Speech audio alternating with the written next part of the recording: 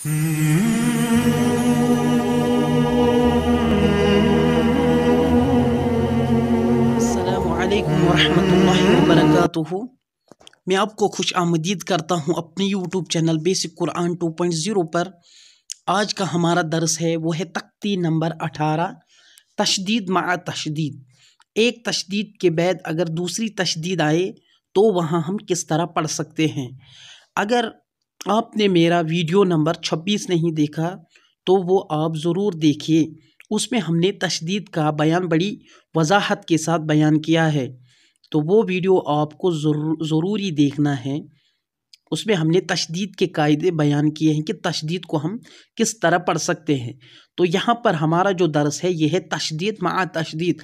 अगर एक ही जुमले यानी एक ही मर्तबा दो तशदीद आए तो वहाँ हम किस तरह पढ़ सकते हैं।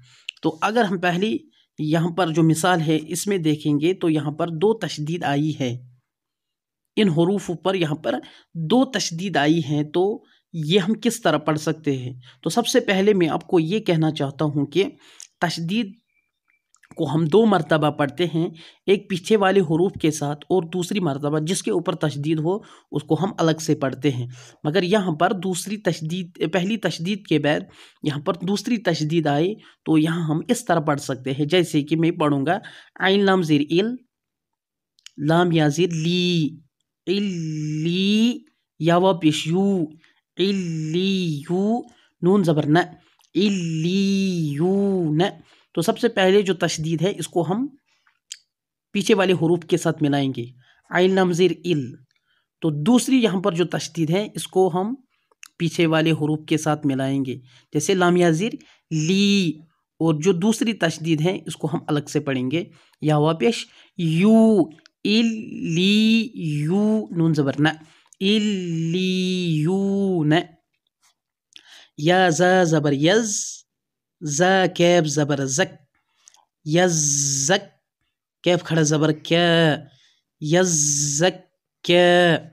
तो ज़ा के ऊपर पहली तशदीद उसको हमने पीछे वाले हरूफ के साथ मिला दिया, और कैफ के ऊपर दूसरी तशदीद उसको हमने ज़ा के साथ मिला दिया।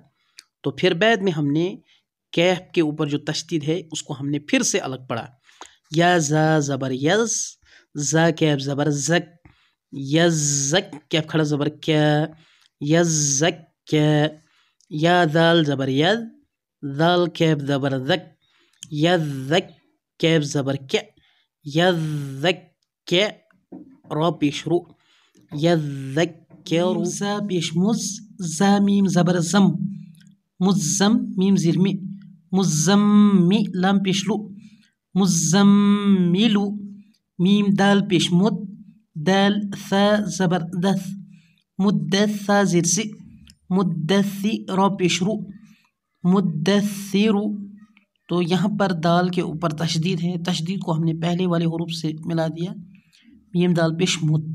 तो यहाँ पर दूसरी तशदीद आई तो इसको हमने पहले वाले हरूफ से मिला दिया, दाल सा ज़बर दस, मुद्दस्सा ज़ेर सी, मुद्दस्सी। तो फिर इसको यहाँ पर जो दूसरी तशदीद उसको हम बाद में अकेला पढ़ेंगे, सा ज़ेर सी, मुद्दस्सी, रा पेश रू, मुद्दस्सिरू। आइन लाम ज़ेर इल, लाम या ज़ेर ली, इल्ली, या ज़ेर यी, इल्ली, नून ज़र न, इल्लीयीन। इसको हमने इससे मिला दिया, फिर बाद में ये वाली तशदीद है इसको हम पहले वाली तशदीद से मिलाएंगे, इल्ली, या ज़ेर यी, इल्ली। तो यहाँ पर ये या पर जज़्म है, जज़्म वाले हरूफ के पीछे वाले हरूफ से मिलाएंगे तो यहाँ पर इस तरह होगा, इल्ली, नून ज़बर न, इल्लीयीन। तो आज हमने पढ़ा है तशदीद मा तशदीद। एक तशदीद के बाद दूसरी तशदीद आए तो वहाँ हम किस तरह पढ़ सकते हैं, ये मैंने आपको इन मिसालों के ज़रिए से समझाया है। अस्सलामु अलैकुम।